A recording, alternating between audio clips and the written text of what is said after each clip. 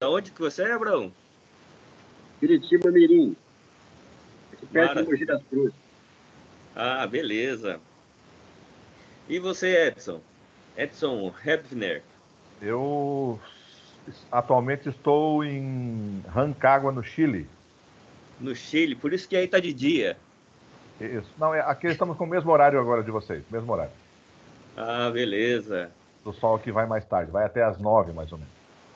Beleza. E você, José Romildo, de onde?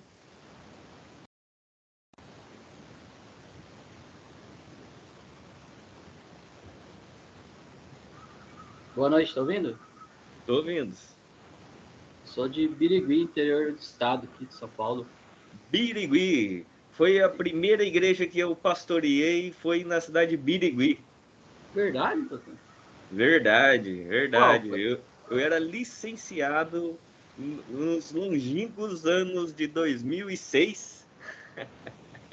Rapaz, sempre pensei no senhor aqui para pastorear, e o senhor estava aqui. Tava aí, fiquei no ano de 2006 na minha licenciatura. É o período probatório na igreja presbiteriana. Fiquei no ano de 2006 aí. Muito bom.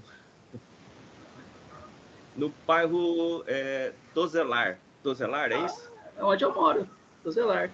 Ah, então era pertinho aí. Que legal, muito bom. Ai, vizinho aí, a gente foi vizinho e não Então, sabia. rapaz, podia ter aprendido tanto na época. Perdi. Maravilha. Bom demais. Por isso que é bom de ter esses encontros, a gente vai conhecendo o pessoal. Diego Librelon, tudo bem? Opa, boa noite, Tito. Boa noite, pessoal. Tudo bem? Boa noite. É isso aí, olha, surpresa aí saber que o Johnny é de Birigui, do bairro que eu pastoreei em 2006. Então, se você é de alguma cidade, fala aí pra gente de onde que você que cidade que você reside, para a gente conhecendo. Você que está aí, você não pode ligar a câmera, mas diga aí qual cidade que você é. Antes da gente começar aqui o nosso simpósio, nossa reflexão aqui sobre a nossa pastoral e missão. Boa Mas noite, é isso aí. pessoal. Boa noite. José Romildo, do Rio de Janeiro.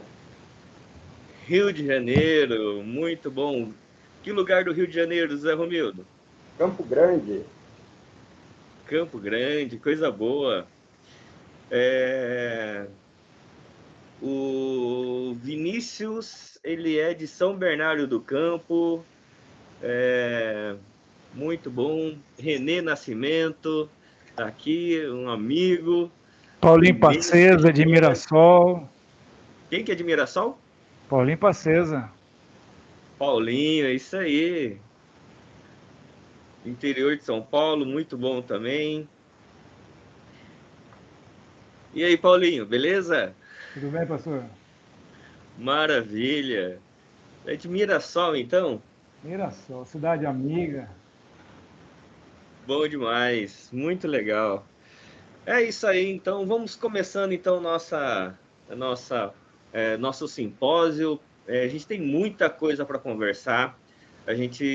Hoje eu vou falar um pouco sobre a saúde mental e a sociedade do cansaço.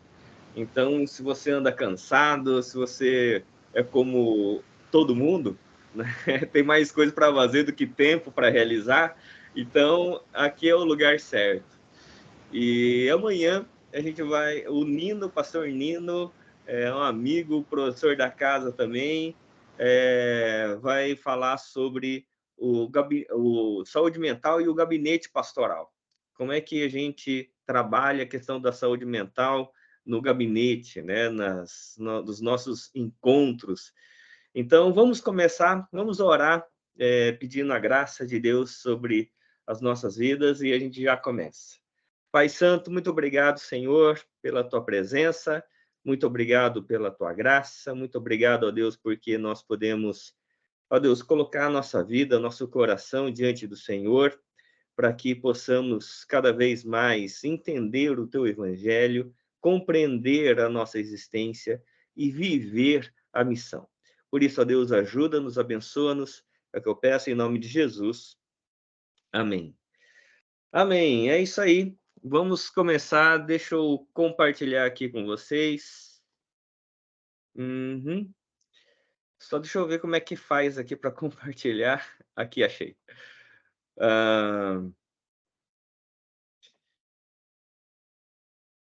Deixa eu ver aqui. Aí sim.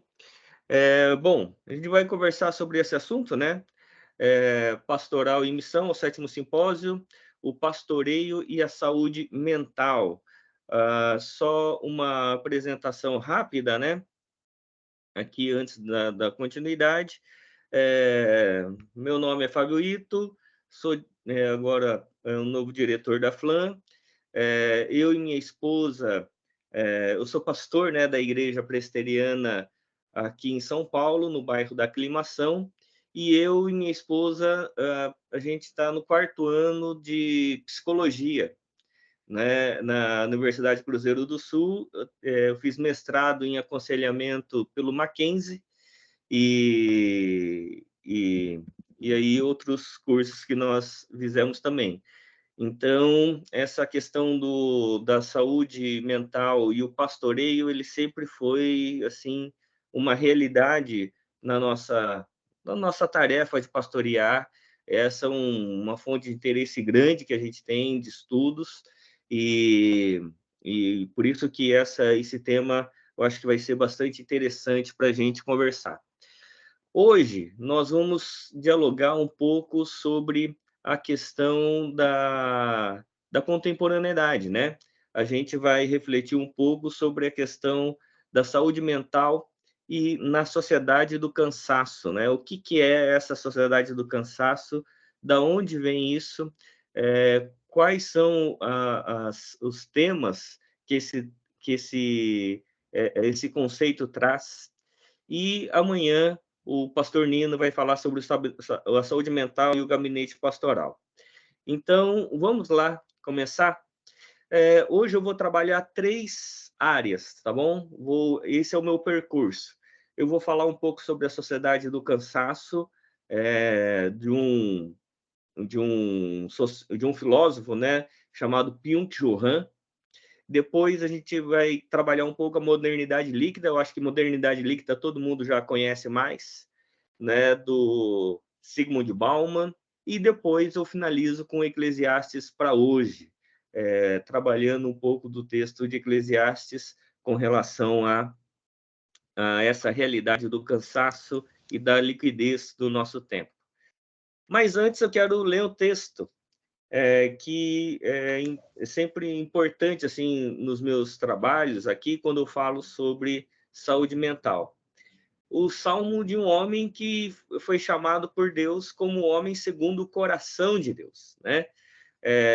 Salmo 13 é o mestre de canto, o salmo de Davi.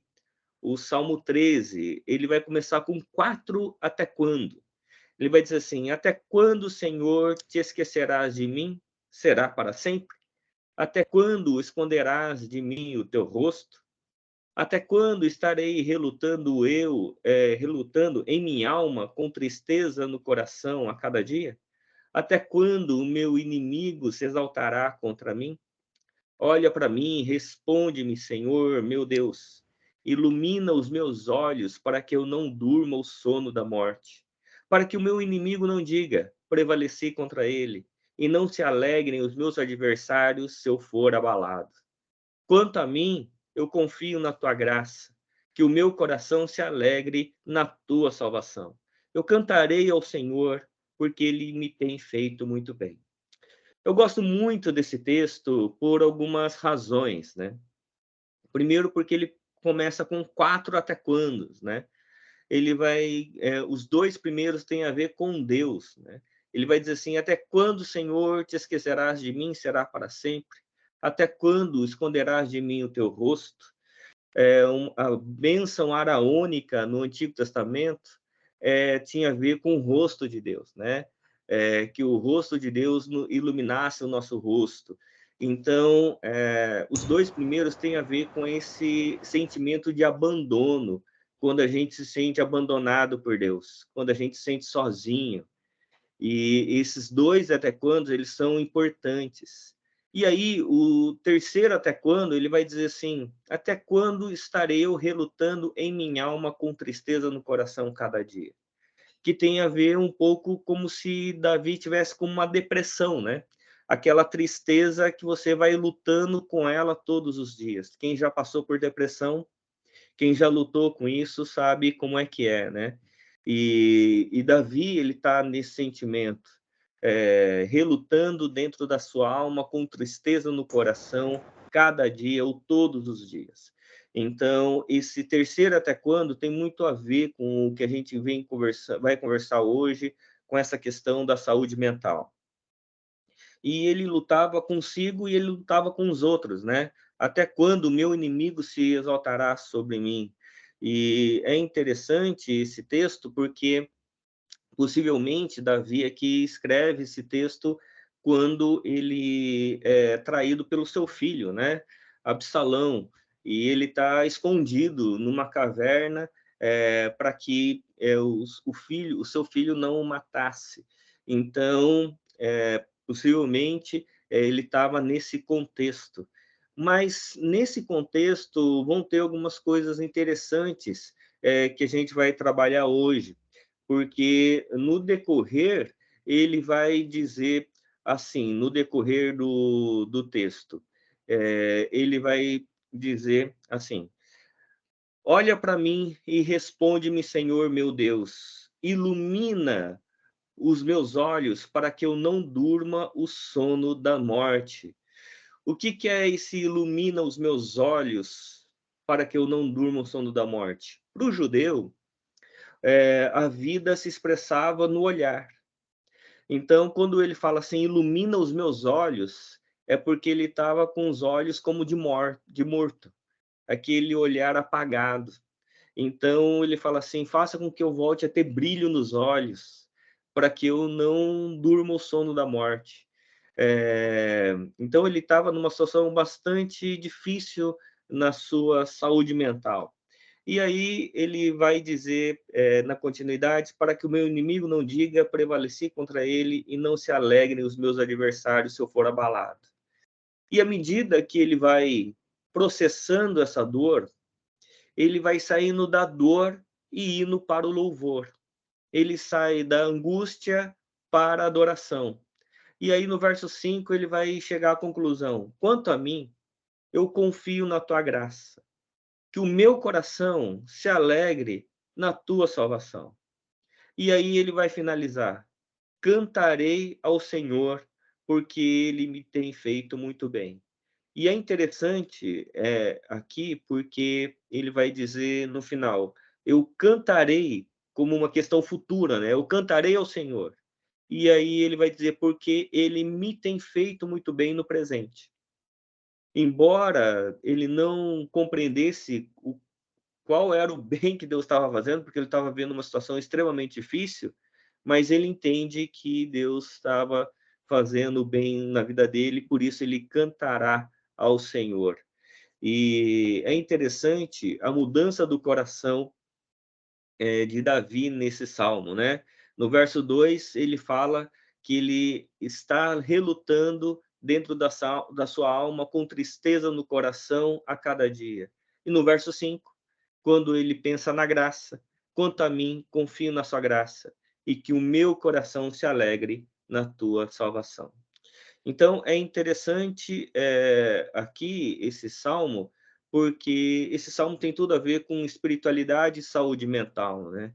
Como que numa época como era a de Davi, ele falar com Deus trazia cura para a sua alma, né? Na psicologia, né, é dito, né, que você falar, você expressar, você colocar para fora, você organizar, né, as suas dores e de forma verbal, isso já é terapêutico. O René aí, que é psicólogo, né? Ele tem mais propriedade para dizer, né, Renê? E aí, você verbalizar isso já é uma questão terapêutica.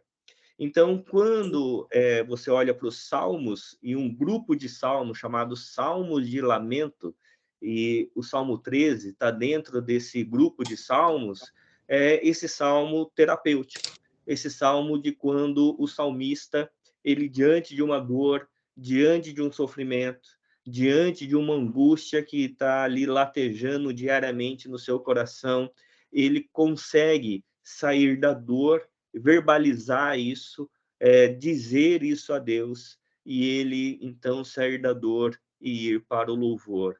De um coração angustiado, entristecido, ele agora ter um coração que se alegra na salvação e cantar ao Senhor, porque ele tem feito muito bem. Então, logicamente, esse salmo ele é um salmo escrito porque se torna pedagógico para nós, e nesse processo a gente vai percebendo quão importante é a gente verbalizar as nossas dores, as nossas angústias. E aí é o processo do pastoreio, né? O processo do pastoreio com os nossos amigos, os nossos irmãos, as nossas irmãs, que muitas vezes têm dificuldade em verbalizar, em organizar a dor que eles sofrem.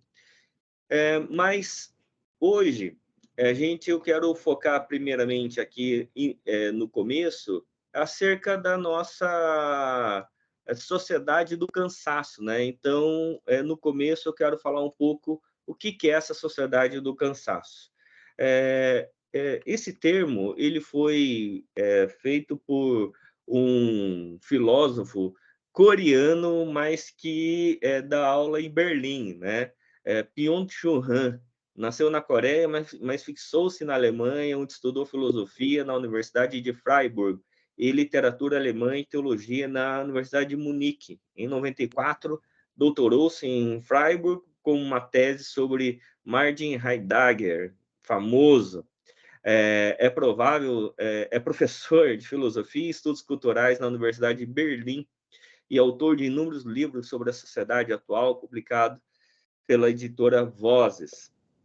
Então, Byung-Chul Han, ele vai escrever um livro, e aí você pode pensar assim, nossa, o livro dele deve ser muito grande, aqueles livros de filosofias, né, grossos assim.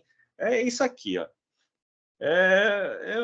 É um livreto, é um livretinho, mas que assim tem causado bastante barulho, né?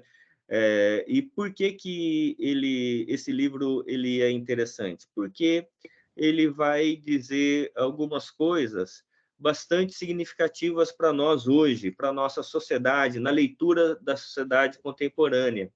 Uma sociedade que a gente cada vez mais está imerso em depressão, ansiedade, burnout, as pessoas dormindo cada vez com mais dificuldade, o suicídio se tornando cada vez mais uma realidade mais próxima a cada um de nós, né? Essa questão do medo, da solidão, dependência tanto da questão digital quanto da questão também das questões químicas. Então, essas questões elas estão nos rodeando cada vez mais. E na página 69, ele vai dizer assim, que a sociedade do cansaço, enquanto uma sociedade ativa, desdobra-se lentamente numa sociedade do doping. Ele vai colocar essa questão da sociedade do cansaço enquanto uma sociedade ativa, porque ele vai pegar a referência de Hannah Arendt. Né? Hannah Arendt é uma filósofa alemã que ela vai falar também sobre filosofia, antropologia, algumas questões assim, e vai dizer que a vida ela tem que ser produtiva. Nós somos o homem Faber, né? O homem de trabalho, de produtividade. E aí, o Byung-Chul Han, ele vai dizer assim, nessa sociedade ativa, nessa sociedade de produtividade, nessa sociedade de produção em larga escala e cada vez mais uma sociedade do consumo, as pessoas elas vão se esgotando num burnout. Mas quando elas vão se esgotando numa sociedade, nessa sociedade que a gente está vivendo, a gente vai se esgotando e, ao mesmo tempo, a própria produção ela não pode parar. Então, nós somos diagnosticados e medicalizados. E ele vai fazer uma análise sobre o fato dessa sociedade do cansaço. Primeiramente, nós nos sentimos um cansaço físico e esgotamento mental, mas nós não paramos e continuamos a trabalhar, porque nós fazemos parte dessa sociedade ativa, que tem que dar conta e tem que dar resultado. Nós somos mensurados pelos nossos resultados. Então, quando a gente vive nessa sociedade ativa e precisamos continuar dando resultado, nós nos tornamos uma sociedade do doping. O que é essa sociedade do doping? É uma sociedade que cada vez mais está adoecida, né? As publicações mostram isso, né? Sobre o Dia Mundial da Saúde Mental, o Brasil lidera o ranking de depressão e ansiedade. As pesquisas mostram que 86% dos brasileiros têm algum tipo de transtorno mental. A questão da Covid aumentou muito essa questão também da saúde mental, das dificuldades com relação a isso. Tem outros dados, né, bem alarmantes para nós, né, sobre 322 milhões de pessoas que vivem com depressão em todo o mundo. O Brasil é o país mais depressivo da América Latina, e aí tem vários dados aí que todos esses slides vão estar à disposição dos irmãos. E em um dado do Ministério da Saúde, vai dizer o seguinte: em 2019, quase 1 bilhão de pessoas, incluindo 14% dos adolescentes do mundo, viviam com um transtorno mental. O suicídio foi responsável por mais de 1 em cada 100 mortes, e 58% dos suicídios ocorreram antes dos 50 anos de idade. Isso aqui é impressionante. Os transtornos mentais são a principal causa de incapacidade, causando 1 em cada 6 anos vividos com incapacidade.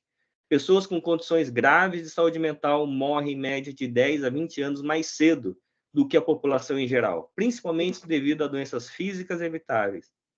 O abuso sexual infantil e o abuso por intimidação são importantes causas de depressão.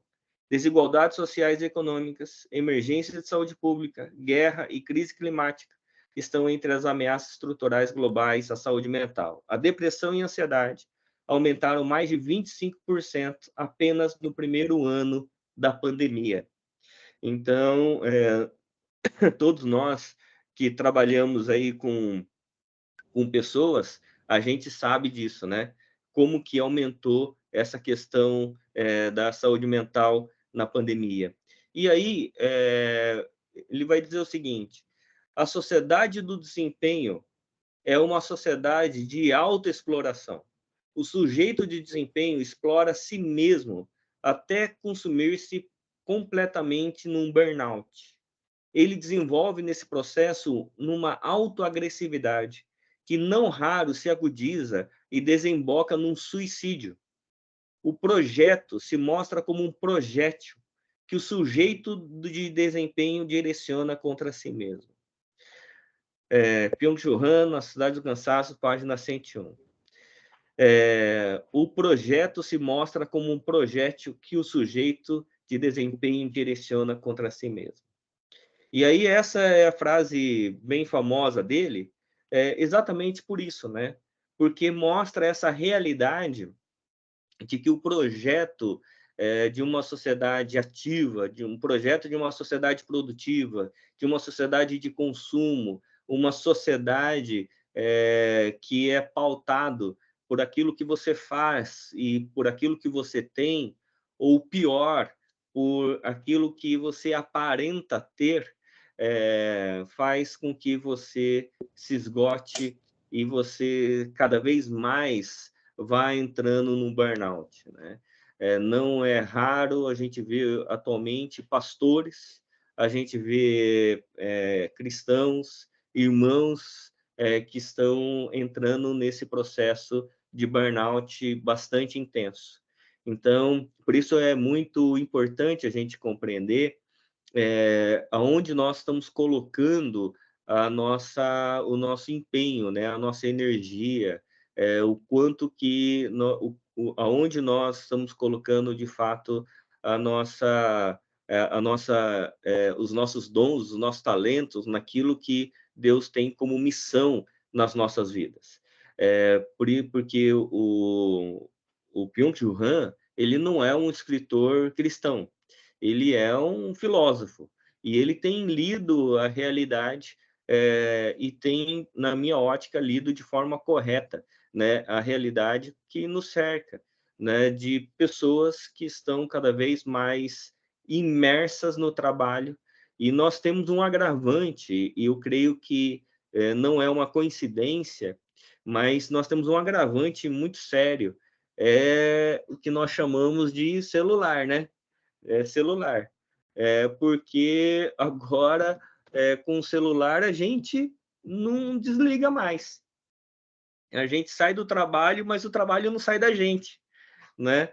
A gente não desliga mais do trabalho, a gente não desliga mais das redes sociais, a gente não desliga mais dos nossos relacionamentos com a igreja, e a gente perdeu o que o Richard Foster, no livro Celebração da Disciplina, ele vai dizer, que é o momento de solitude.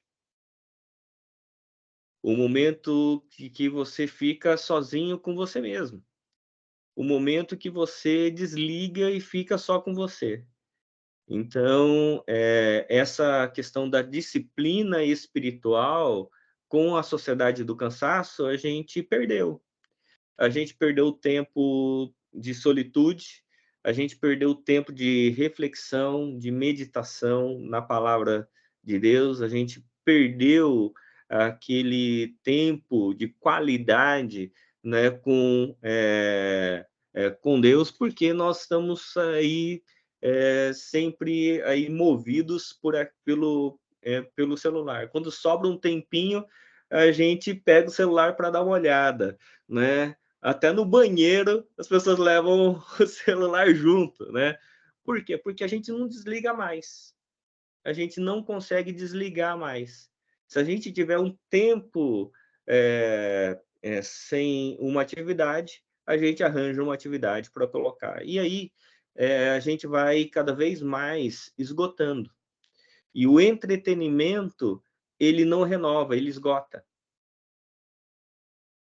Então, por isso é importante a gente ir compreendendo essa realidade para que a gente olhe para textos como do Byung-Chul Han e a gente veja um alerta. Mas tem um outro texto que eu queria trazer aqui para vocês, para a gente refletir, que também é um texto que nos ajuda nessa reflexão da leitura do nosso tempo, da leitura dessa sociedade do cansaço. É um texto que é bastante conhecido, que é da modernidade líquida. Um texto de um filósofo bastante conhecido, chamado Zygmunt Bauman, né? Que é esse livro aqui, Modernidade Líquida. Esse texto é um texto bastante importante. Se você ainda não leu, recomendo que você leia, né? Esse livro é um livro que abre muito os nossos olhos. E Zygmunt Bauman, ele diferente do Byung-Chul Han, ele não é um filósofo, ele é um sociólogo polonês, ele faleceu em 2017. Ele foi professor titular da Universidade de Leeds desde 71 e escreveu mais de 60 obras com essa temática. O que ele quer dizer com modernidade líquida? Essa modernidade líquida, ele está querendo dizer que agora nada é absoluto, né? Tudo é relativo. Não há mais verdades concretas, absolutas, como era na época da modernidade. O Zygmunt Bauman, ele vai falar sobre essa modernidade tardia, né? Ou essa mudança da modernidade, onde a grande temática da modernidade era a questão da engenharia, né? No filme lá, Tempos Modernos, né? Os irmãos lembram, né? Que tudo era fábrica, tudo era muito sincronizado, numa modernidade onde você tinha uma filosofia, sempre tem uma filosofia por trás, um pensamento por trás. Tinha um pensamento dominante que era o pensamento do positivismo francês. E esse pensamento do Augusto Comte, do positivismo francês, ele era um pensamento que dizia que se tudo tiver uma ordem, uma lógica, o resultado vai ser um progresso. Então, se você trabalhar, organizar, concatenar de forma lógica, coerente, o resultado vai ser o progresso, porque era uma verdade absoluta isso. Por isso que na nossa bandeira, influenciado por esse positivismo francês, na nossa bandeira está escrito ordem e progresso. Porque era a realidade da época, era o pensamento dominante da época. O pensamento de que tudo era o resultado do pensamento humano, porque o ser humano ele dava conta de planejar. E havia uma ilusão de que era possível nós fazermos um mundo melhor. Um mundo sem fome, um mundo sem guerra, um mundo sem injustiça, um mundo que a gente daria conta da cura para as pandemias, né, que existiam na época. Então, e até isso teve uma influência na teologia, na questão escatológica.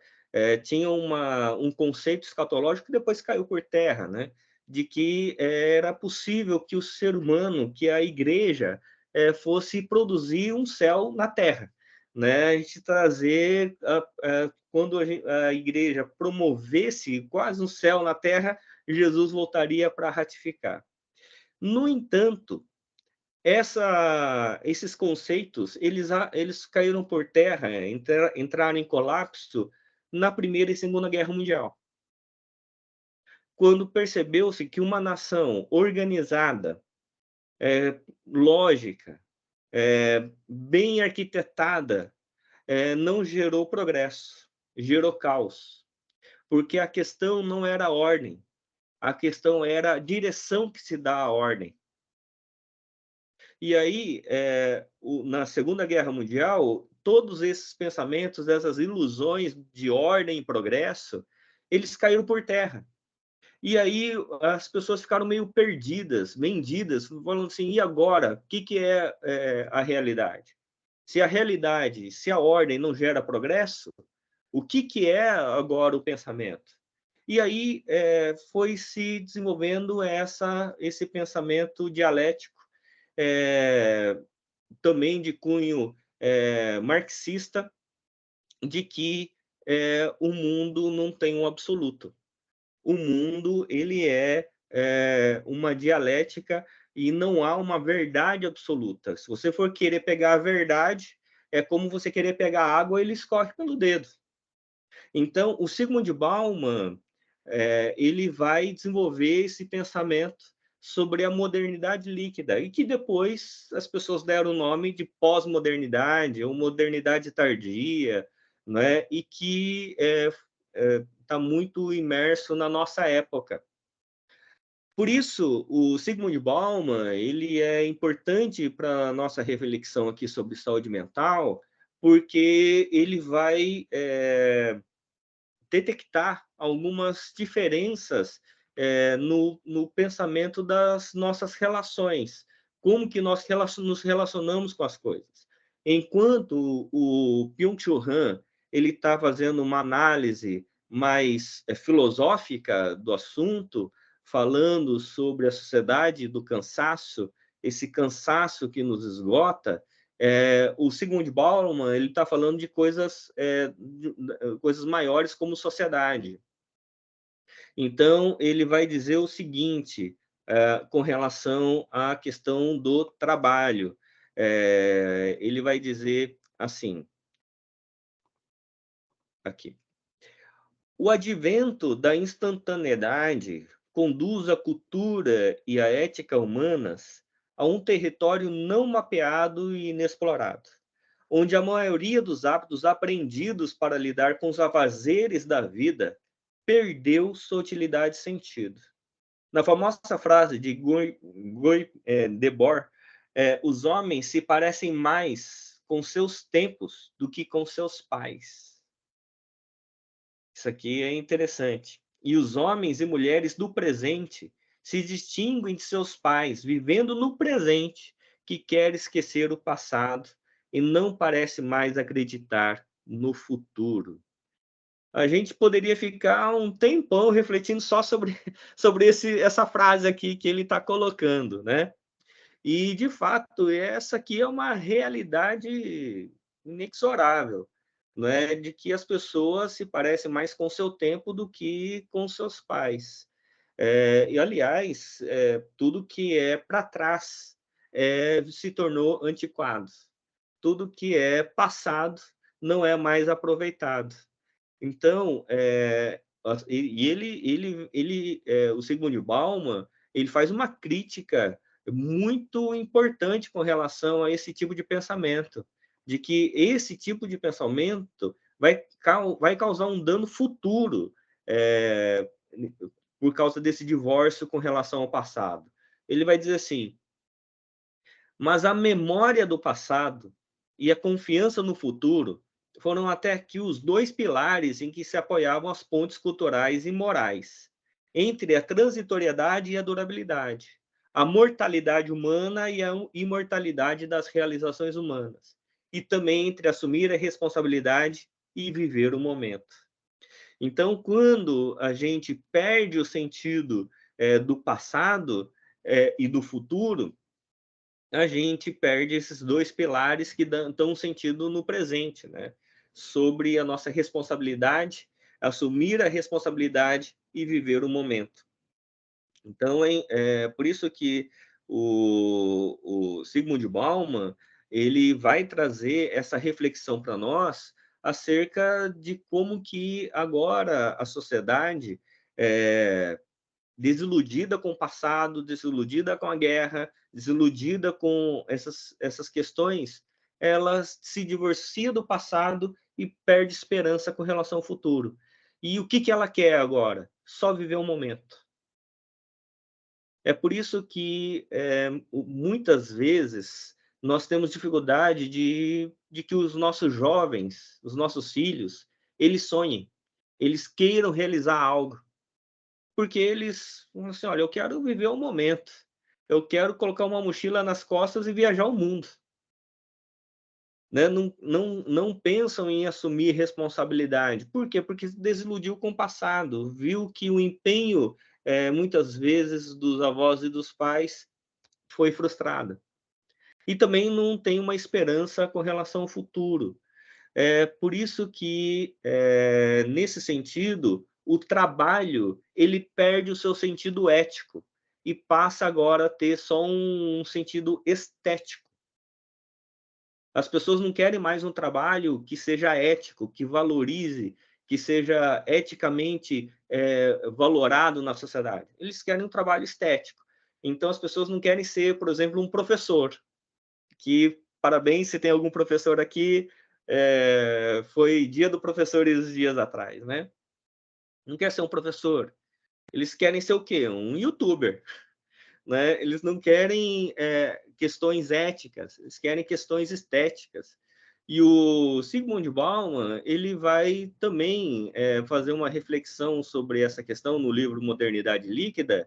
Ele vai dizer assim: o trabalho escorregou do universo da construção, da ordem e controle do futuro em direção do reino do jogo. Atos de trabalho se parecem mais com as estratégias de um jogador que se põe modestos objetivos de curto prazo, não antecipando mais que 1 ou 2 movimentos. O que ele está dizendo com isso? Ele está dizendo assim que antigamente as pessoas entravam numa empresa e eles pensavam na construção de uma carreira. Era uma questão de longo prazo. Eles entravam muitas vezes como office boy numa empresa e ia lá galgando até chegar a cargos de gerência e tudo mais. Esse era o objetivo. Agora não.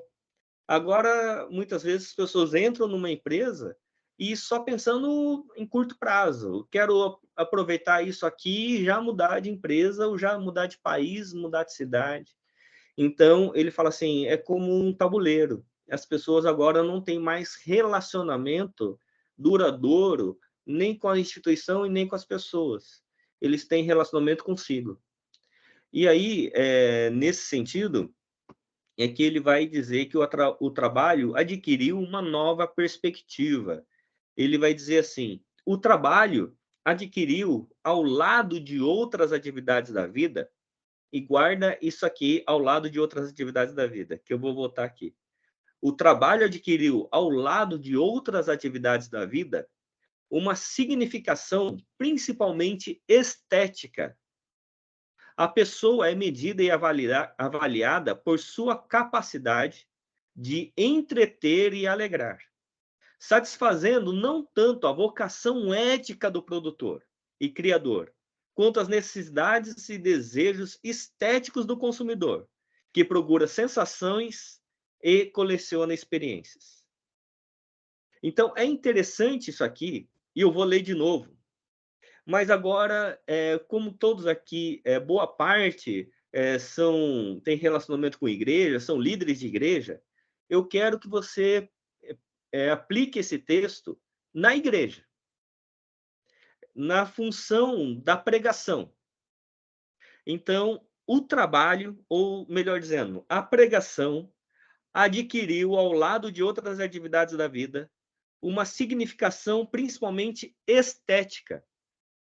O pregador ou a pregadora é medida e avaliada por sua capacidade de entreter e alegrar, satisfazendo não tanto a vocação ética da pregação, quanto as necessidades e desejos estéticos da plateia, que procura sensações e coleciona experiências. E aí, essa questão que o Zygmunt Bauman ele vai colocar, ele vai dizer que essa é uma fonte de adoecimento, porque é o púlpito stand-up, é isso mesmo. PR deve ser de pastor, né? Pastor Eli, Então, e é isso mesmo, né? A pregação agora se tornou, ela tem que alegrar as pessoas. O pregador não é tanto o que ele fala, é como ele fala. Ele tem que entreter a plateia. Então, essa questão da pressão por resultado, da pressão pela satisfação do consumidor, que só procura uma questão estética e não mais um conhecimento ético. Isso faz com que as pessoas entrem num burnout. Porque o cansaço não é só físico. O cansaço é um esgotamento emocional. Um esgotamento do sentido do propósito. As pessoas estão cansadas porque elas simplesmente trabalham, se dedicam e não veem o resultado. Então, é importante a gente compreender o que o Zygmunt Bauman está dizendo, porque o que ele diz é bastante sério para nós. E é por isso que muitos pastores estão cada vez mais cansados de pregar e não ver resultado, de falar e ver a plateia dormindo muitas vezes, né? Então, porque eles querem alguém que conte piada, né, e entretenha somente. E essa é a modernidade líquida. Então, é importante a gente compreender aí. Só abrindo agora eu vi aqui que é uma maneira da gente colocar mais pessoas, ou visualizar mais pessoas. Eu estava vendo poucas pessoas só. Agora eu estou vendo que a Dona Ivone, o seu Jaziel Botelhos estão aqui, né? Dona Ivone, diretora emérita da FLAM, Jaziel, presidente aí do JV, os patrões aí estão aí presentes, né? O Walter, né? Tudo bom aí? Agora estou vendo o Walter. Aí sim, não estava vendo vocês. Maravilha. Então, é isso. E aí, nesse sentido, colocando essa questão no Byung-Chul Han, que ele vai trabalhando mais na questão pessoal, e o Zygmunt Bauman, que ele vai trabalhando numa questão mais ampla, a gente tem que agora falar assim, e nós? E agora, gente? Como é que a gente fica? Como é que a palavra de Deus ela vai responder a essas questões da sociedade do cansaço e da modernidade líquida? E aí eu quero... João, responde então. Pois não? Alguém falou? Aí eu quero compartilhar com vocês sobre Eclesiastes. Porque o texto de Eclesiastes vai, vamos dizer, algumas coisas importantes para nós. Eclesiastes vai começar dizendo assim: palavras do pregador, filho de Davi, rei de Jerusalém. Vaidade de vaidades, diz o pregador, vaidade de vaidades, tudo é vaidade. Que proveito alguém tem de todo o seu trabalho com que se afadiga debaixo do sol?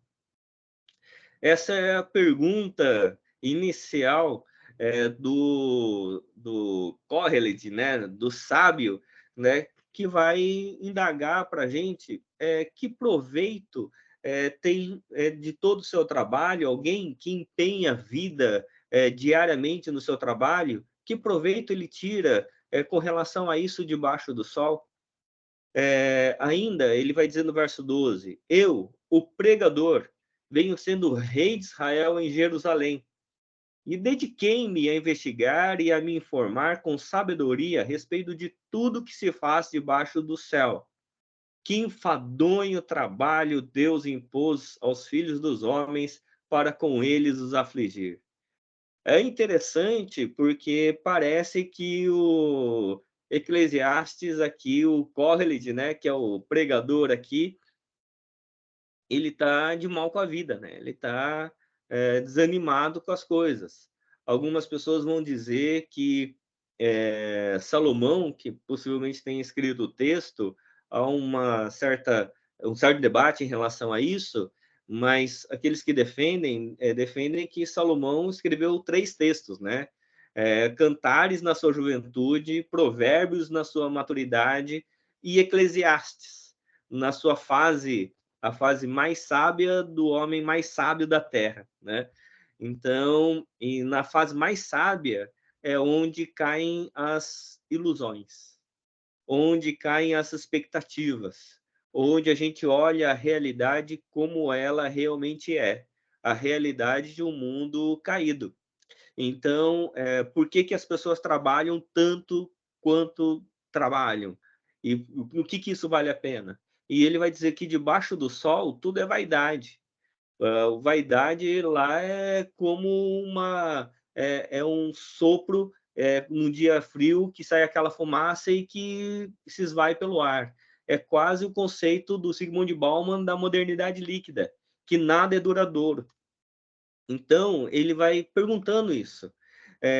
E aí ele vai dizer assim, olha, as pessoas correm tanto para conquistar tantas coisas, e ele vai dizer que ele já fez isso, e ele chegou à conclusão que o que sobra é cansaço. Ele vai dizer assim, tudo aquilo que os meus olhos desejaram, eu não lhes neguei, nem privei o meu coração de alegria alguma, pois eu me alegrava com todas as minhas fadigas, e isso era recompensa por todas elas. Considerei todas as obras que as minhas mãos fizeram, e também o trabalho que eu, com fadigas, havia feito. E eis que tudo era vaidade, e correr atrás do vento, e nenhum proveito havia debaixo do sol. Então, debaixo do sol, para ele, não havia nenhum proveito. Então, aonde estava o proveito? Onde está o proveito para o sábio? Ele vai dizer assim, além do mais, meu filho, leve em conta o seguinte, não há limite para fazer livros, e o muito estudar é enfado da carne.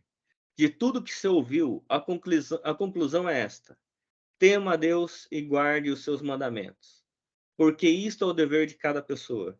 Porque Deus há de trazer juízo todas as obras, até as que estão escondidas, quer sejam boas, quer más. Qual que é a conclusão do sábio? De forma muito simples, ele vai dizer que o sentido da vida não é debaixo do sol. O sentido da vida está para cima do sol. Que o sentido da vida não é a gente olhar para a nossa realidade, para o nosso desejo, para as nossas expectativas, para as nossas ambições e dizer e conseguir todas as coisas. Porque depois que você consegue, você quer mais coisas. Então ele vai dizer que o sentido da vida não está debaixo do sol, o sentido da vida está para cima do sol. É temer a Deus e guardar os seus mandamentos. E ao temer a Deus e guardar os seus mandamentos, a gente tem a noção de que nós vamos prestar contas de todas as nossas obras.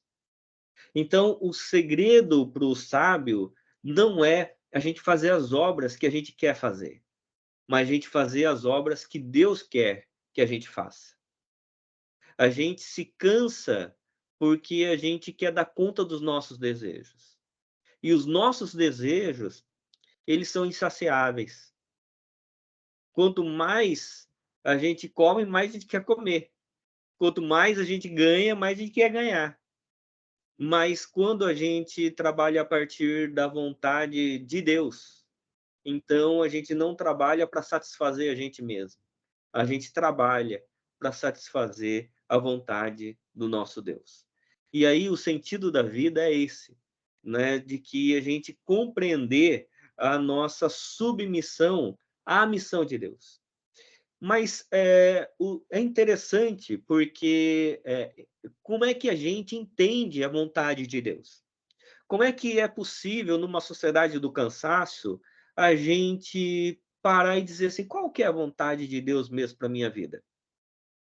E uma das questões que é colocado, que inclusive o Byung-Chul Han coloca no livro Sociedade do Cansaço, é os tempos de pausas, os tempos intermediários. E das coisas que ele vai citar como tempo intermediário para que a gente tenha sanidade nessa sociedade do cansaço é o Shabá. Olha só o que ele vai dizer aqui em relação a isso. O cansaço que inspira é um cansaço de potência negativa, a saber, do não para. Eu vou explicar isso aqui daqui a pouco, tá? Senão parece que vai ficar confuso. O cansaço que inspira é um cansaço da potência negativa, a saber, do não para. Também o sabá, né, que é o shabat, que originalmente significa parar. É um dia do não para. Um dia que está livre de todo para isso. Para falar com Heidegger de toda e qualquer cura. Trata-se de um tempo intermediário. Depois de terminar a sua criação, Deus chamou ao sétimo dia de sagrado. Sagrado, portanto, não é o dia para isso, mas o dia do não para. um dia no qual seria possível o uso do inútil. É o dia do cansaço. É interessante isso aqui, deixa eu explicar alguns termos, porque senão pode ficar um pouco confuso. O que ele diz aqui, o cansaço que inspira é um cansaço da potência negativa. O que é potência negativa? É quando você entra no sentido contrário, né, daquilo que você estava fazendo. Ele vai trabalhar sobre o positivismo e o negativismo. O que é isso? Né? Ele vai dizer que a positividade e negatividade. Ele vai dizer o seguinte, que a sociedade está com muita positividade. O que é positividade? É dizer assim, pessoal, vamos trabalhar, sabe aquele técnico do lado do campo? Vamos jogar, vamos pegar, vamos fazer isso, vamos fazer aquilo. Os coachings da vida, que sempre vai falando para você continuar fazendo o que você sempre fez. Para você trabalhar mais, ganhar mais dinheiro, fazer isso, você não parar. Você está doente, mas não pode parar de produzir. Essa é positividade. A negatividade é quando, por exemplo, você está lá trabalhando, né, e você não come, aí chega a esposa com um prato de comida e fala assim, Jaziel, come aí. Então, é mais ou menos isso. Então, é a negatividade, é o que vai contra a gente. Então, o Byung-Chul Han ele vai falar assim que essa negatividade é uma potência e às vezes é isso que nos faz bem. Então ele fala, o cansaço que inspira é um cansaço da potência negativa, a saber, do não do não que tem um propósito. Para quê? Do não que tem um propósito. E aí ele vai citar sobre o Shabat, né, que é uma pausa que o próprio Deus ele propôs de ser um tempo, ao invés de fazer algo para isso, é de fazer algo, um não, para um propósito também. Que um não, que uma pausa, ele é útil. Uma pausa, ele é útil, né? O pastor Eli até citou o filósofo italiano, esqueci o nome dele, que fala sobre o ócio produtivo ou ócio criativo, né? Um filósofo italiano que propôs essa teoria. E é isso mesmo. Então, a própria Escritura Sagrada, ele tem algumas questões importantes sobre as nossas pausas e respeitar as nossas pausas, como o Shabat, o sétimo dia, como, por exemplo, o ano sabático, a cada 6 anos, e o ano do jubileu, a cada período de 7 vezes 7 anos, né? Que eram períodos sagrados, né, para que a gente pudesse ter pausas não para produzir algo, mas para ser produzido e deixar Deus produzir em nós, para resignificar o nosso coração para aquilo que Deus quer fazer através de nós.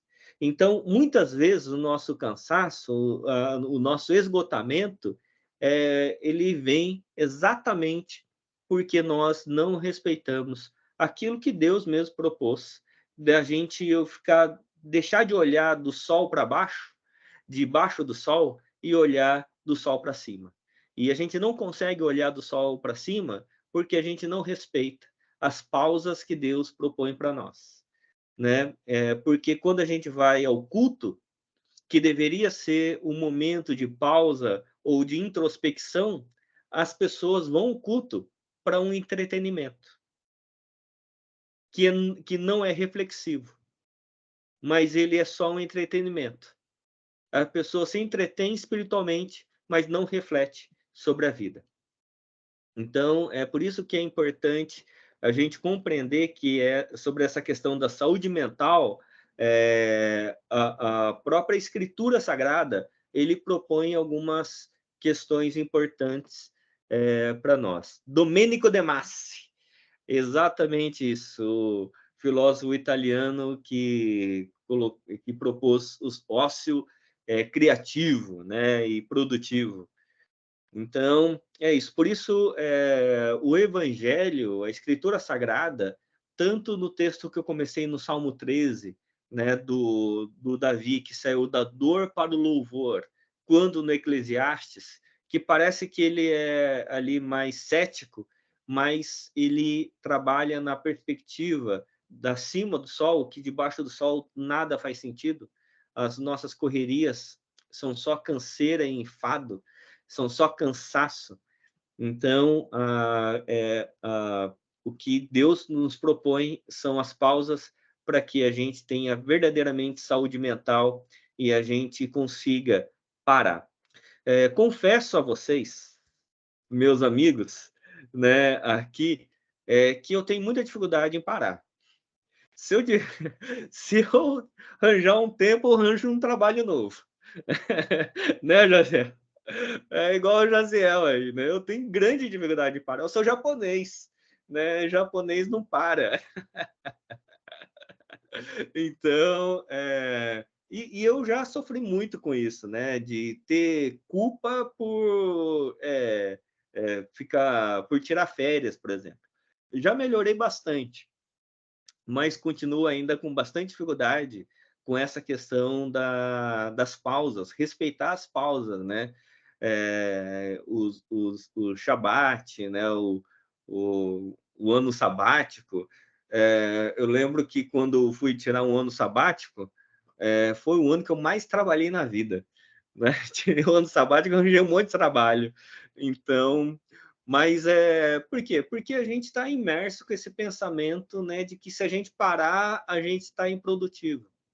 Então, é importante para a nossa saúde mental mesmo, a gente ter as pausas e olhar, né, para aquilo que Deus quer fazer através de nós e não só olhar para aquilo que nós fazemos. E é por isso que muitas pessoas nas igrejas, elas estão adoecidas. Estão adoecidas não porque não creem, estão adoecidas porque creem e não conseguem viver como se crescem. Elas querem tomar as rédeas daquilo que Deus quer fazer e elas querem fazer por elas mesmas. O pastor Eli coloca que férias são úteis para escrevermos séries, prepararmos novos sermões e fazer planejamento estratégico. Exatamente isso. Isso é extremamente importante. Pois bem, irmãos, era isso que eu tinha para colocar. Agora vem os momentos aí, quero abrir para vocês.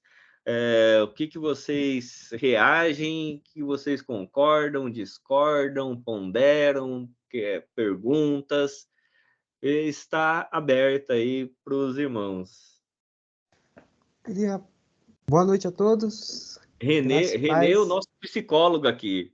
Então, pastor, uma das coisas que eu abri o microfone é para dizer que eu estava com saudade das suas aulas, e saudade de alguns amigos aqui, Josué, Ivone, o nosso amigo também, o Diego, mas eu não sou psicólogo não, professor.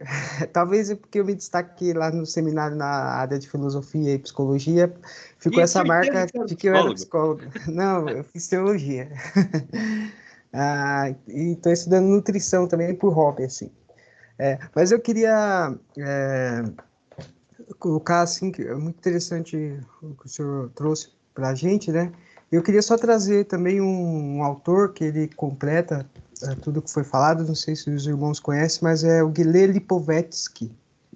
Ele é um sociólogo, filósofo francês, e ele fala sobre a sociedade do consumo, né?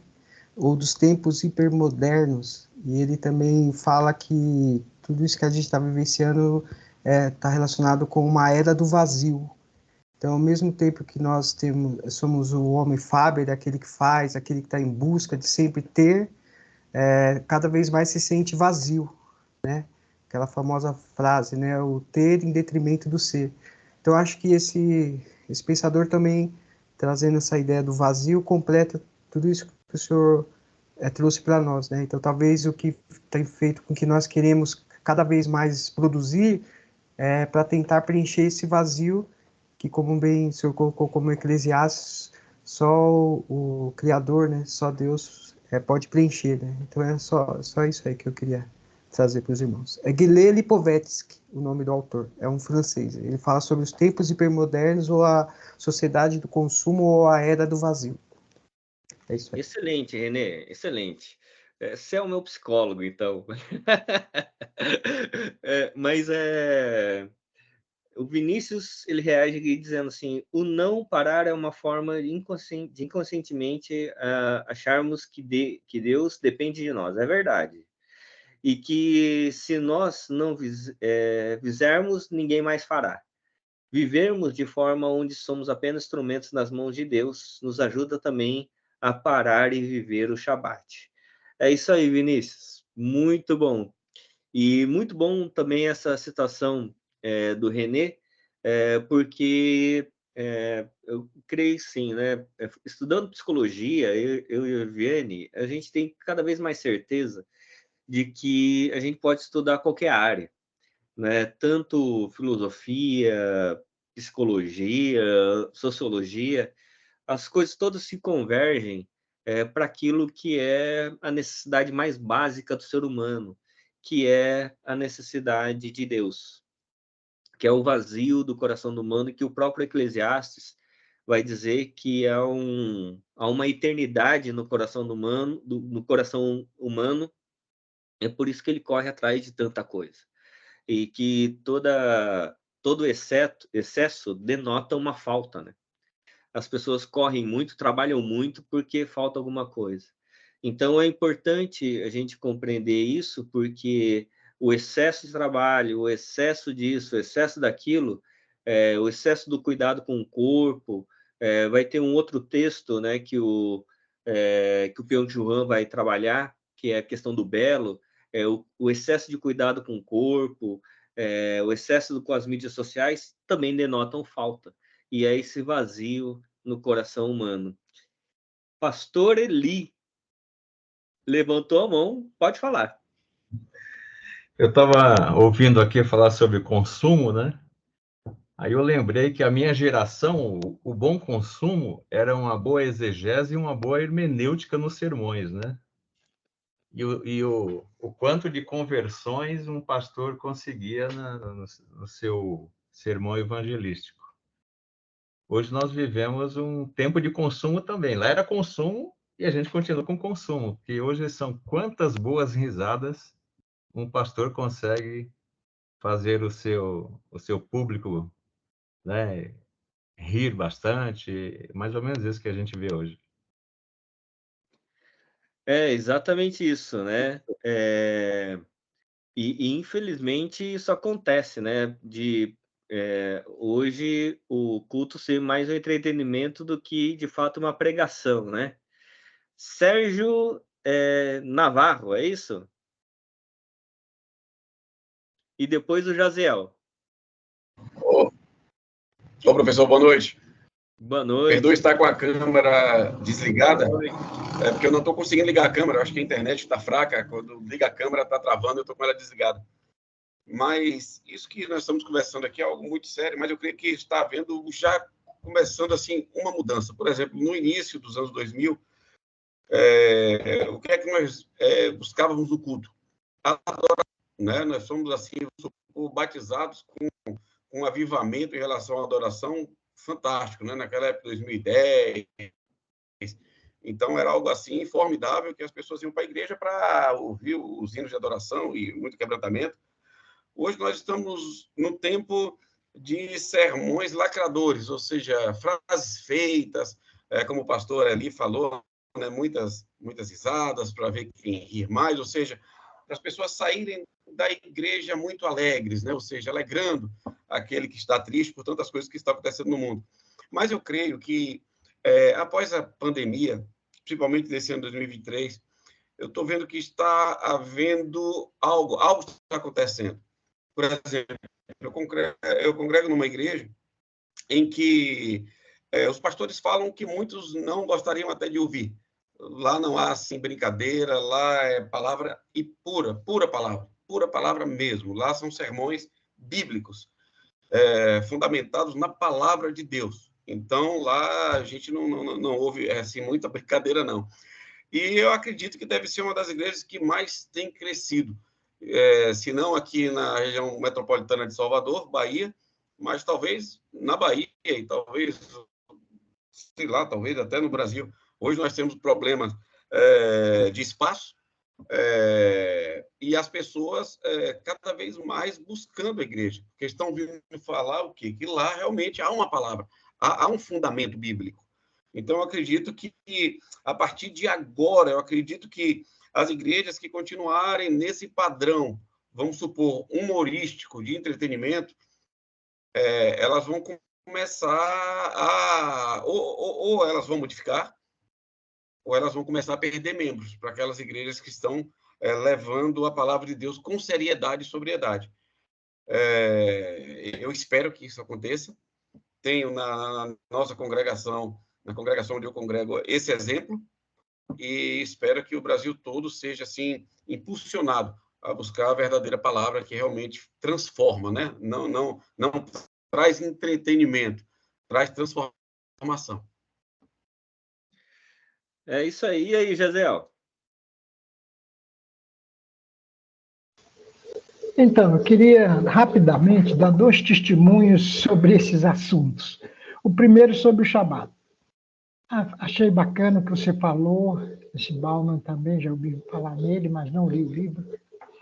Mas, assim, eu fiz 76 anos, quando eu fiz 70 anos, eu fui jubilado pela Igreja Presbiteriana. Eu já tinha me aposentado aos 65 com aquela ideia de que agora eu vou parar e agora eu vou fazer o que eu quero, o que eu gosto. Se bem que antes eu fazia o que eu gostava também, de ser missionário aqui no JV, na CEPAL. Sempre fiz o que eu gostava. Então, mais aos 70 anos eu jubilei. E, assim, a princípio eu fiquei super honrado e achei bacana. Mas depois, talvez até aconteceu isso que você falou, que ao parar, aquilo vai proporcionar uma criatividade, algo novo, sei lá. Eu só estou pensando isso agora, depois que você falou isso. Mas eu pensei assim, nossa, agora vou assistir Netflix, vou assistir todos os filmes que eu tinha vontade de assistir, não tinha tempo, agora vou ficar numa boa aqui no terraço da minha casa, olhando o vale, aquela fantasia toda, né? Mas depois de algum tempo me bateu um sentimento de, puxa vida, acabei a carreira, guardei a fé, agora só me resta o cemitério. E, gente, eu fiquei arrasado, apavorado. Estou exagerando, mas é mais ou menos isso. E uma certa depressão. E eu já compartilhei com o Ito. Eu me senti morto, sepultado. Até usei essa imagem para o Ito, e estou usando para os meus amigos, que hoje, de julho para cá, eu senti que Jesus chegou no meu túmulo e falou para mim, Jaziel, vem para fora. E eu saí do túmulo, mas ainda me falta uma coisa. Quando Jesus falou para Lázaro, desatai-o e deixai-o ir. Então, eu estou na fase do desatar, sabe? Porque eu ressuscitei, mas percebi que eu estou idoso, cheio de limitações, cheio de... Então, eu estou tentando me desvencilhar, porque eu tinha sepultado todo o meu... aquilo que Deus me deu de talento. Eu pintava, não pinto mais. Eu fazia charge, não faço mais. Eu fazia muitas coisas. E eu trabalhava aqui na construção, não consigo mais trabalhar. Eu viajava todo final de semana com o Ivone para encontro de casais. Não faço mais isso por causa também da pandemia e tal. Então, eu estou talvez se você pudesse falar, não sei se o Bauman fala sobre isso, a crise depois do ócio, ou a crise depois do Shabat, ou a crise depois do não para. Bom, esse é um testemunho. Um outro testemunho é sobre do stand-up. Graças a Deus, eu não faço stand-up agora. Eu sempre fiz desde a minha juventude. Aliás, eu fazia stand-up aos 17 anos na Palavra da Vida e não sabia que era stand-up. Então, quando eu cheguei na Palavra da Vida, era o acampamento. Então, a noite de sketch, para mim, foi a melhor parte do acampamento. Claro que eu ouvi lá, me converti, né? Foi fantástico. Depois, aceitei o chamado missionário e trabalhei lá durante 5 anos com os americanos, né? Aí, o que eu percebi? Percebi que a parte de humor que Deus tinha me dado, eu desenvolvi lá. Eu acho que não vai dar para continuar, porque a minha esposa está aqui em outra reunião. Mas vou terminar. Então, eu percebi que os gringos, quando era para brincar, fazer humor, eles me aproveitavam 100%. Mas quando era para falar alguma coisa sobre Deus, então eu era colocado em escanteio. Aí, vê só, depois eu fui fazer seminário, é uma longa história, então eu vou resumir. E quando eu fui pastor da primeira igreja aqui em São Paulo, na Catedral. E era tudo pomposo, né? Toga genebrina, tudo aquela coisa, né? Vaidade das vaidades. E aí eu pensei, bom, aqui eu não posso brincar, porque se eu brincar, eles não vão me levar a sério. E comecei a desenvolver uma personalidade séria. Agora imagina eu, na primeira igreja, no púlpito, né, com a toga genebrina, até o jeito de sentar lá era solene. Mas eu não sou assim. Eu sou descontraído, eu gosto de brincar, eu gosto de sorrir e tal. E, de repente, a minha crise foi, eu estou com dupla personalidade.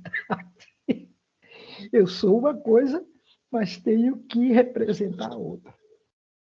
E quando eu fui num congresso internacional lá no Peru, eu vi um preletor que era lá de Recife, não lembro agora o nome dele, ele morreu. E ele pregava brincando e sendo irônico e tudo mais. E eu pensei, caramba, se esse cara pode fazer isso, por que eu tenho que pregar sério se eu não sou assim? Eu não é que eu não acho errado um pregador fazer o sermão, como o irmão disse aí, bíblico e tal, né? Mas eu não sou assim, eu gosto. E também eu aprendi, né, lá em teologia, que tem o sacerdote, o profeta, o apóstolo, o evangelista. Então, cada um, o profeta nunca é amado no seu próprio tempo, porque ele está sempre mostrando os erros dos outros e os erros do povo de Deus, né? E o evangelista não, ele tem que pregar as boas novas, da alegria, das boas notícias, etc. E tal. Então, hoje eu fico muito mais à vontade. Quando eu vou pregar, eu brinco o tempo todo, mas no fim a gente termina chorando. Então, eu queria que você visse qual é a parte positiva também desse stand-up moderno. Porque eu tenho um amigo que é puritano e ele só prega o inferno, só prega o castigo, a ira de Deus. Eu fico assim, meu Deus, não é possível que o evangelho seja só isso. Então, me dá uma opinião de vocês aí nesses dois testemunhos. Valeu, Eu obrigado. acho Bom, primeiro, Jaziel, no primeiro eu tenho o Salmo 90 para você. Que o Salmo 90, salmo escrito por Moisés, quando Moisés fala assim, olha, a vida do homem dura 70 ou no máximo 80. O que passar disso é só canseiro e enfado. Moisés escreveu isso aos 80 anos. E aí ele encontra com Deus aos 80 e foi até os 120 anos. E dos 80 aos 120 foi a fase mais incrível da vida dele. Então, José, tem muito tempo ainda, viu, Moisés? O José é o nosso Moisés. A segunda questão é que a questão do humor em você é uma personalidade, é uma identidade. Você é assim. O problema é quando você tem pregadores hoje que não são assim, mas fazem assim para só satisfazer a plateia.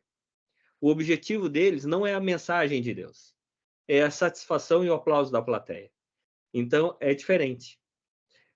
Você não consegue pregar de outra maneira. E há pessoas que usam outras maneiras para pregar aquilo que eles querem. Então, essa é a diferença. Beleza? O Edson Hepfner, é isso mesmo? Isso, pastor. Boa noite, queridos. Deixa eu abrir aqui. Pronto. Não, apenas, eu não sei se... É que minha conexão caiu aqui no Chile, eu tive que voltar. Eu não sei se você falou disso, mas uma coisa que me chama muita atenção com relação ao descanso, né, que eu vejo em colegas e pessoas que estão diretamente involucradas no ministério, ou envolvidas no ministério, né, é a falta de frequência do descanso. Porque muitas vezes nós esperamos chegar aos 49 do segundo tempo, onde a coisa já está explodindo, para daí tirar o descanso. E eu creio que também a gente deve aprender a desenvolver, a cultivar a frequência para o descanso, não esperar colapsar o sistema, dar boot no sistema para daí correr atrás, né? Então, acho que a gente tem vários exemplos aí na vida ministerial negativas nesse sentido também, de que queridos nossos esperaram muito tempo para exercer o descanso. Então, quando a gente coloca, quando o nosso querido Jaziel falou sobre a palavra da vida, eu fiz parte desse ministério também, naquele lago maravilhoso. Eu morei ali na esquina, Jaziel, naquele lago maravilhoso, e eu usufruí muito daquelas caminhadas ao redor do lago por muitos anos, e a frequência, e os americanos da palavra da vida me ensinaram também isso. A frequência do descanso de forma sistemática, para não deixar dar boot no sistema. Porque depois que dá boot no sistema, aí, como a gente já passou dos 30, né, é difícil de encontrar, às vezes, a peça de reposição, né? Mas eu acho que um bom conselho, uma boa dica para nós, e para a nova geração que está chegando é desenvolver o processo da frequência do descanso. Não deixe colapsar o sistema. Essa é só, pastor Fábio, a minha contribuição. Exatamente isso, né? O Richard Foster ele vai dizer sobre isso, né? Que o descanso, a solitude é uma disciplina. Né? Tem que ser uma disciplina espiritual mesmo, né? Não só dar uma ajeitada na agenda, né? Mas tem que ser, de fato, uma disciplina espiritual. Ele vai dividir as disciplinas pessoais e comunitárias, né? Então, mas tem que ser, de fato, uma disciplina para não deixar colapsar o sistema, como o nosso irmão colocou aí, né? Quem mais? Pois bem, só deixa eu, antes de... Pastor Eli, pode dizer. O que eu observo também, colegas e queridos irmãos, o Jaziel, que a gente conhece desde criança, né? Do JV, eu era aqui eu sou da Zona Leste, né? Então o JV pegou a gente quando era adolescentezinho na igreja e foi batista tradicional, aquela briga, né? E no JV era o maior dos pecados para um batista adolescente da minha época, né? Mas a gente observa também, Ito, que a nova geração de pastores, eles têm outras demandas, né? Porque a plateia de uma igreja hoje não é a plateia que eu fui, né? Que a minha geração foi. E hoje nós temos uma plateia de universitários, crianças e adolescentes antenados. Então, eu diria que o pastor hoje ele tem que se virar nos 30, né? No passado, a gente queria aquela boa pregação do pastor, igual falei antes, né? Exegese e hermenêutica. Hoje, a molecada... Então, ser pastor hoje, eu observo, eu vejo pelo meu pastor aqui, que tem 42 anos, e o que ele tem que fazer para levar uma igreja de 400 membros. Então, não é fácil. E eu já fico mais com a área da terceira idade, né? Porque já é a minha praia, né? Então, já é muito diferente. Então, eu diria também que os pastores têm que se virar nos 30 hoje para segurar a moçada. Ah, sem dúvida. Hoje as estratégias são totalmente diferentes, né? Totalmente diferentes. Osiel Ramos. Isso, olá, boa noite. Estão me ouvindo bem? Isso. Então, eu só queria, assim, tô gostando demais aqui da palavra inicial, do testemunho também aí, né? E para mim, até, o pastor Jaziel aí, para mim é uma honra muito grande estar aqui. Eu fui bastante impactado, ele falou das charges aí, né? E eu li, foi um dos meus motivos aí de estar buscando. Hoje eu sou missionário, mas lá no início, isso aí me impactou bastante, muito abençoado mesmo, viu? Foi bênção mesmo para a minha vida. Sido muito honrado nesse momento aqui, até o senhor também aí. Para mim tem sido muito bom estar aqui na FLAM também. E esse assunto, acredito que assim é bastante delicado.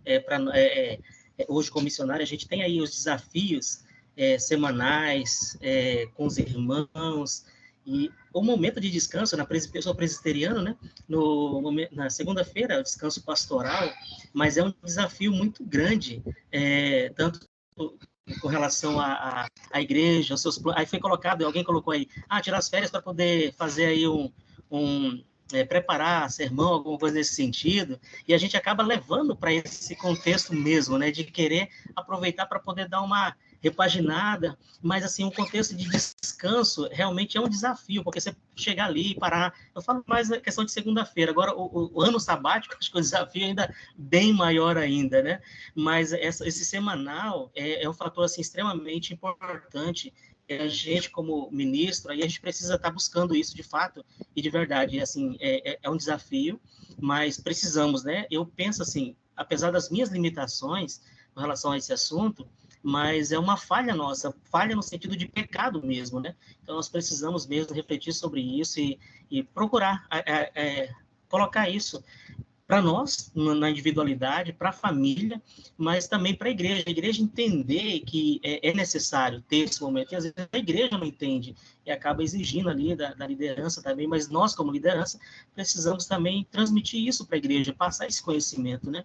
E aí uma observação que falou com relação ao pastor Jaziel aí, com relação à questão do dinamismo, da alegria, né? Tem um texto que eu ainda não fiz uma exegese nele direitinho com relação a Hebreus 1:9, que fala que Jesus Cristo foi ungido com óleo de alegria mais do que seus companheiros, né? Para mim, esse versículo aí, ele traz essa sensação mesmo de prazer e alegria.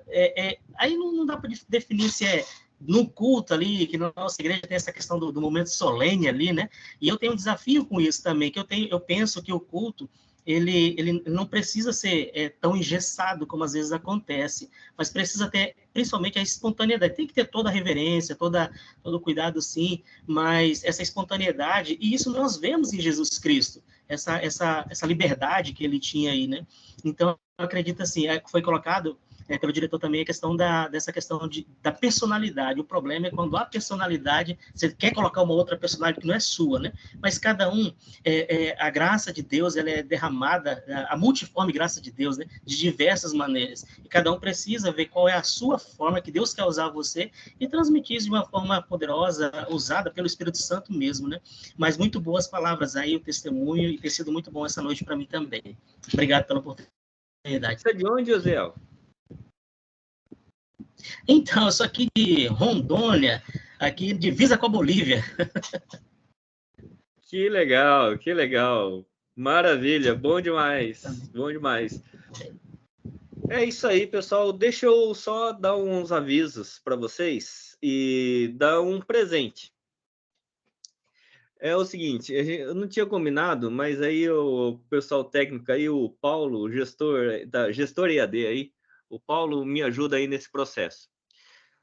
A gente está com alguns novos projetos aqui na FLAM para o ano de 2024, e quem tiver aqui no simpósio aqui, vai colocar cupom simpósio, vai ganhar 20% de desconto nos próximos cursos aí da FLAM.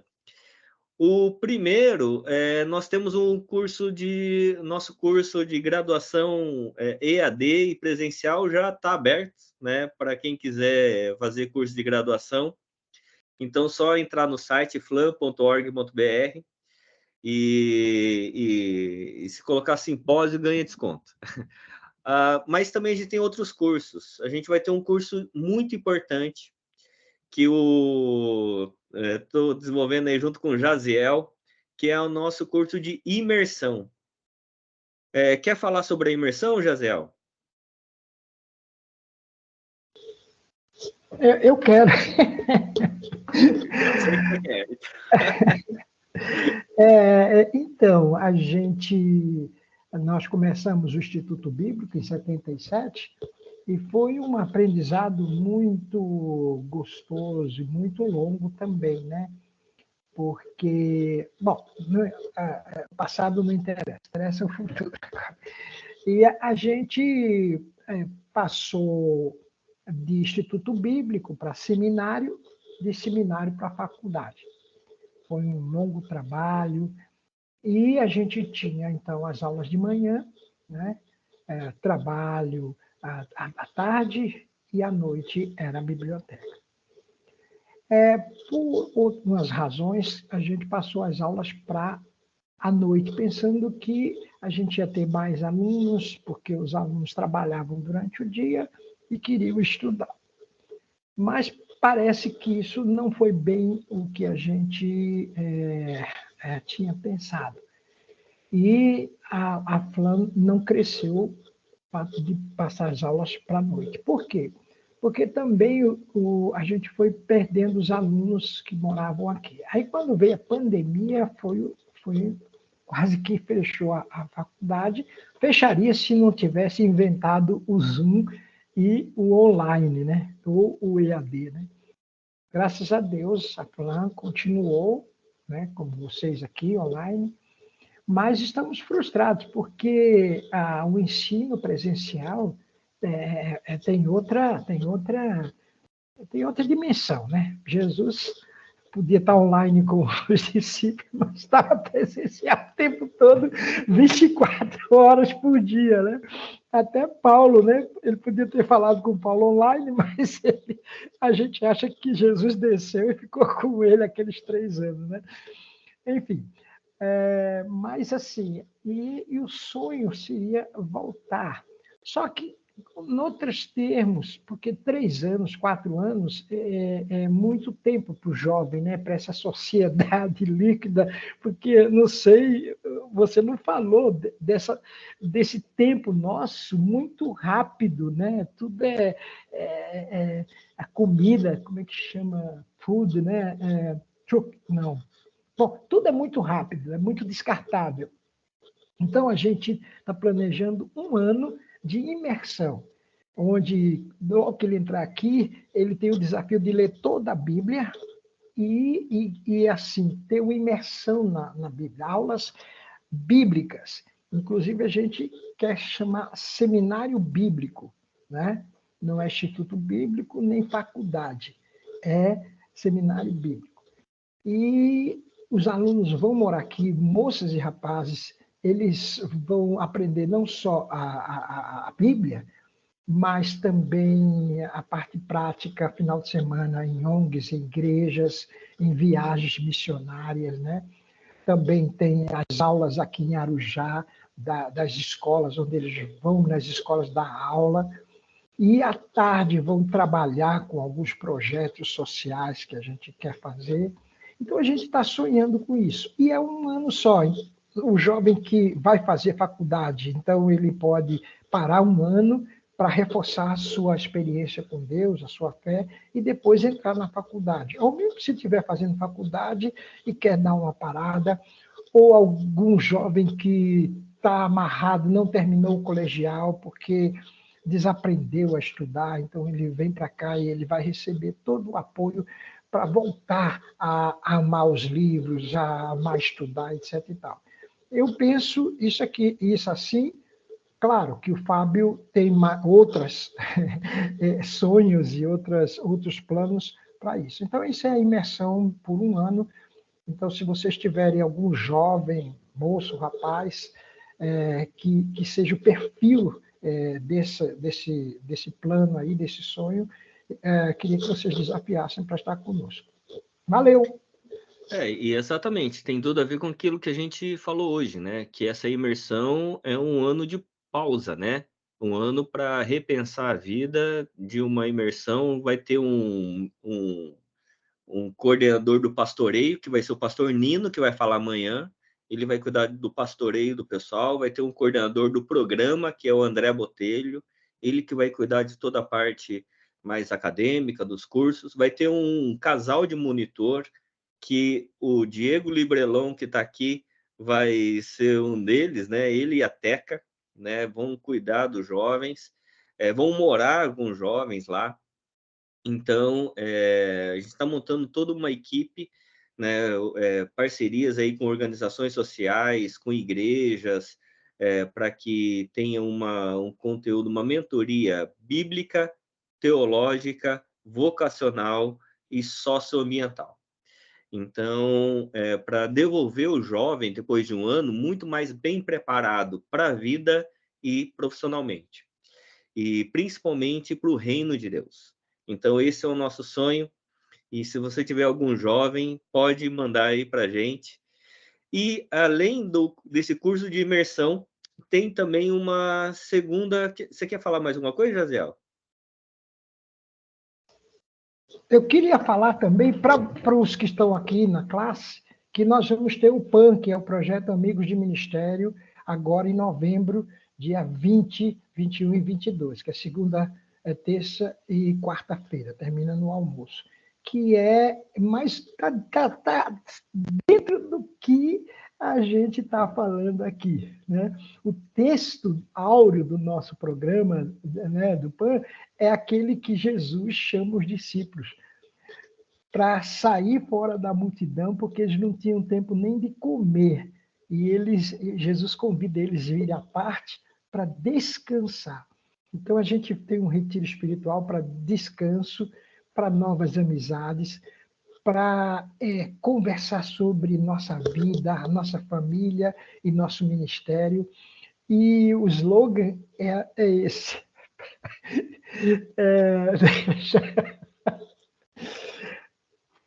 Compartilhe suas tentações para não precisar de confessar seus pecados. Porque o pastor não tem liberdade nem de compartilhar suas tentações, quanto mais seus pecados. Então, é alguma coisa assim, né? Que não que a gente vai reunir aqui para a gente reclamar da vida, tem uns que fazem isso, mas é mais uma oportunidade. E dessa vez pode trazer as esposas, porque as esposas são as que recebem a pior consequência do nosso estresse no ministério. É isso aí. Obrigado. Beleza. outra coisa, além do PAN, que tem a ver com tudo aquilo que a gente falou, né? Tem uma outra questão aqui, que é as pós-graduações. A gente está fazendo parcerias com igrejas e a gente tem algumas pós-graduações em andamento, né? Então, a gente tem uma pós-graduação que vai lançar na Igreja da Vila, na Igreja do Marcos Botelho e do Vitor Fontana, chamado Igreja com a Cidade, falando sobre missão urbana, ministério com juventude. Também a gente vai ter uma pós em Mogi das Cruzes, sobre teologia pastoral, na Igreja Presbiteriana Formosa, lá, né? Todos esses vão ter aulas EAD também, vão ser presenciais, mas vão ter aula EAD. A gente vai lançar uma pós-graduação em Guarulhos, na Casa da Rocha, sobre teologia e arte. E vão ter outras pós aí também em outros lugares, com teologia e transformação social, gestão de projetos sociais. Se você entrar no site da FLAM, vai ter um lugar ali, caso você queira fazer uma dessas pós, teologia e ministério também, você pode clicar lá e falar que você quer fazer e colocar lá cupom simpósio, que ganha lá os 20% de desconto. Tá bom? Então, tem vários projetos aí na FLAM em andamento, e que a gente espera que a gente possa ter cada vez mais pessoas junto com a gente, preparando, né, nessa jornada, preparando pessoas para o reino de Deus. A gente está vivendo um momento difícil na sociedade, nas igrejas, e a gente entende que precisa colocar agora todo o empenho para a formação de gente bem preparada, que saiba manusear bem a palavra de Deus. O Vinícius Rezende falou que é da casa e vai ser muito bom. Vai ser sim, viu, Vinícius? E é isso. E, além disso, vai ter uma plataforma de cursos também, esse totalmente online, que são cursos temáticos. O primeiro curso vai ser Escatologia e a Missão da Igreja. Dentro dessa questão que está entre a Palestina e Israel, a gente está preparando um conteúdo junto com o Vitor Fontana, e um conteúdo falando sobre a escatologia de Jesus e a missão da igreja. Então, fiquem atentos nas mídias sociais, no site da FLAM, que muita novidade vem por aí. Tá bom? Eu acho que era isso. Tenho mais uma coisa aqui, que é amanhã. Eu tenho que mostrar aqui para vocês. Deixa eu achar isso. Amanhã, com o pastor Nino, a saúde mental e o gabinete pastoral. Amanhã vai ser muito importante. Hoje eu falei mais no aspecto geral e da pregação, mas como que tudo isso que a gente conversou, chegando a pessoa no gabinete pastoral, como é que a gente acolhe, como é que a gente instrui, como é que a gente exorta, como é que a gente mostra o evangelho de forma particular aí para as pessoas que estão na nossa igreja. Tá bom? Eu acho que o Jaziel saiu, então eu vou pedir para o pastor Walter orar para a gente, ministrar graça sobre as nossas vidas. Muito obrigado a todos aí que estiveram com a gente.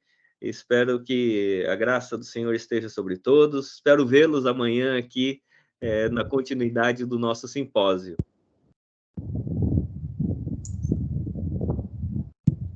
Senhor, nosso Pai, nós agradecemos por esse dia, por terminarmos, talvez, antes do descanso dessa forma, com essa instrução, com essa reciclagem tão importante para a nossa vida. Ó Deus querido, permita, ó Deus, que possamos refletir em tudo que ouvimos, possamos entender que o Senhor é o dono da obra, Pai.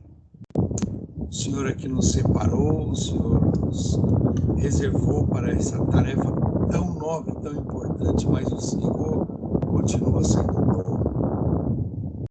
Mestre, por isso, Deus, nos colocamos nas suas mãos para mudarmos naquilo que precisamos e pedimos, ó Deus amado, que o teu cuidado continue sobre nós, Pai.